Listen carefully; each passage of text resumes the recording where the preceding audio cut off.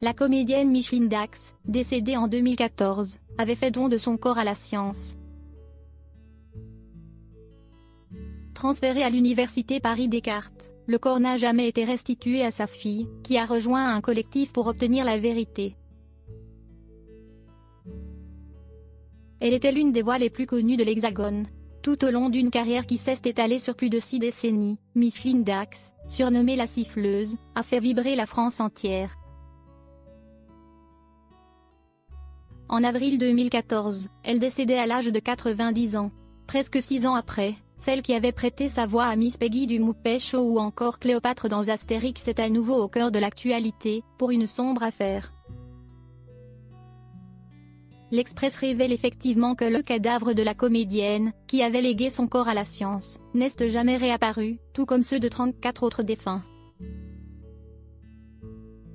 Un collectif, lancé par les familles des personnes disparues, a déposé plainte contre X le vendredi 7 février et espère bien des explications. Interrogée par Le Point, Véronique Lafont, la fille de Micheline Dax, explique que dès le décès de la comédienne, les démarches n'ont pas été faciles. Elle est décédée un dimanche, elle a été emmenée le lendemain pour le centre du don des corps de l'université Paris-Descartes en échange de sa carte de donneur, et ça a été fini. Il m'a été ensuite impossible d'avoir des informations complémentaires, déclare-t-elle. Pire, Véronique n'a jamais pu obtenir un souvenir de sa mère. J'ai su au bout de quelques mois que le corps avait été incinéré et que les cendres avaient été dispersées sans possibilité de les récupérer, car les corps sont tous brûlés en même temps, détaillait-elle. Je ne sais pas si la volonté de ma mère a été respectée, puisque les corps étaient inutilisables parce qu'ils étaient pourris, certains étaient entreposés dans un couloir. D'autres familles rejoignent leur cause. Aujourd'hui, Véronique et toutes les autres familles veulent connaître la vérité.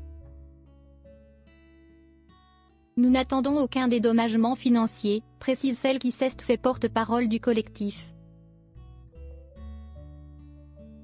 On a l'impression d'être dans un charnier, où ni le défunt ni leurs proches n'ont été respectés.